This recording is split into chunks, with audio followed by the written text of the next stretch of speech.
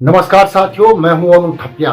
साथियों, उत्तराखंड में हो रहे त्रिस्तरीय पंचायती चुनाव पर विवाद हैं कि थमने का नाम ही नहीं ले रहे हैं। पहले नैनीताल हाईकोर्ट में पंचायत चुनाव को लेकर खूब सुनवाई हुई।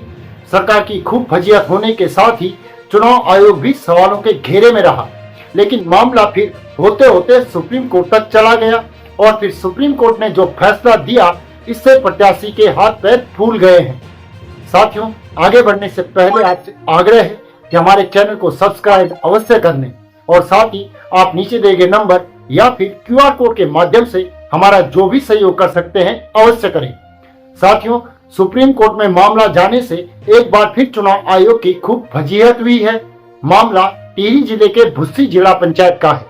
वहां पर जिन जिन लोगों ने भी अपने नामांकन दाखिल किए थे, उन सारे नामांकनों को खारिज कर दिया गया था और सिर्फ एक ही प्रत्याशी के नामांकन को वैध पाया गया था।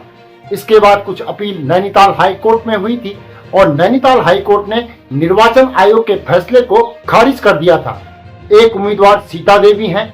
इन्होंने भी अपना पर्चा जिला पंचायत की सदस्यता को लेकर दाखिल किया था, लेकिन इनका निर्वाचन आयोग ने नामांकन खारिज कर दिया था और उसका कारण एक नो ऑब्जेक्शन सर्टिफिकेट यानी कि एनओसी को बताया गया। सीता देवी ने सरकारी बैंक से लोन लिया हुआ था और उन्होंने उसकी एनओसी बकायदा अपने पर्चे के साथ दाखिल भी की थी, लेकिन निर्वाचन आयोग ने इस एनओसी को नहीं माना और उनके पर्चे को रद्द कर दिया गया। इसी आधार पर इनका नामांकन खारिज कर दिया गया। निर्वाचन आयोग ने इनको यह तर्क दिया कि जो एनओसी दी जानी है वह सचिव स्तर के अधिकारी से दी जानी है और इन्होंने जो एनओसी दी है वो सचिव स्तर के अधिकारी से एनओसी दाखिल नहीं कराई गई है, उनके हस्ताक्षर उसमें नहीं है। साथियों, यह बैंक की एक कार्यप्रणाली होती है या किसी और ऑर्गेनाइजेशन की कार्यप्रणाली होती है कि कई बार बड़े अधिकारी कुछ दूसरे अधिकारियों को कुछ कागजों पर हस्ताक्षर करने के लिए नामित कर देते हैं और उसी हस्ताक्षर के आधार पर बैंक के एक सक्षम अधिकारी ने सीता देवी को एनओसी दे दी थी, जिसे निर्वाचन आयोग ने खारिज कर दिया था। उसके बाद जब सारे पर्चे दाखिल हो गए तो बीजेपी समर्थित उम्मीदवार सरिता देवी का निर्विरोध निर्वाचन हो गया। उन्हें सर्टिफिकेट भी मिल गया था। इसके बाद इस फैसले के खिलाफ सीता देवी नैनीताल हाई कोर्ट पहुंची और उसके बाद नैनीताल हाई कोर्ट ने आदेश दिया कि सीता देवी का नामांकन रद्द नहीं किया जा सकता है, उनका नामांकन खारिज नहीं होगा, उन्हें चुनाव लड़ने का पूरा अधिकार है। और उसके बाद चुनाव आयोग सत्ते में आ गया और फिर चुनाव आयोग को नैनीताल हाई कोर्ट का आदेश मानना पड़ा और उन्होंने सीता देवी को सिंबल भी आवंटित कर दिया और फिर सीता देवी अपने प्रचार में जुट गई। लेकिन नैनीताल हाई कोर्ट के इस फैसले से बीजेपी समर्थित उम्मीदवार सरिता देवी खुश नहीं थी और उन्होंने नैनीताल हाई कोर्ट के आदेश को सुप्रीम कोर्ट में चुनौती दे डाली।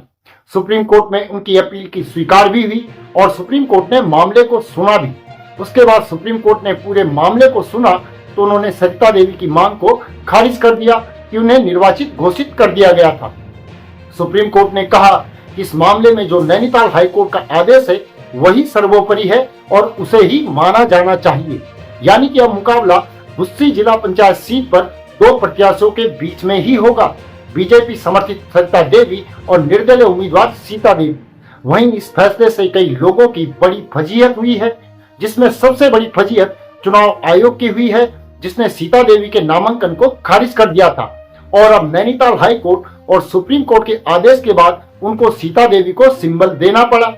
उन्हें सुप्रीम कोर्ट से चुनाव मैदान में उतरने के लिए अधिकार मिल चुका है और इससे बहुत बड़ी एक फजीहत बीजेपी समर्थित उम्मीदवार सरिता देवी की भी हुई है, जो जीत का जश्न मना रही थी, लेकिन फिर से अब वह चुनाव के मैदान में है।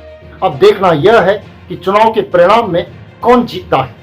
साथियों, इस पर आप अपनी राय हमें कमेंट करके अवश्य बताएं। हमारे चैनल को सब्सक्राइब जरूर कर लें, वीडियो को लाइक और शेयर करें। अभी के लिए इतना ही। अगली वीडियो में जल्द ही पुनः मुलाकात होगी। तब तक के लिए नमस्कार।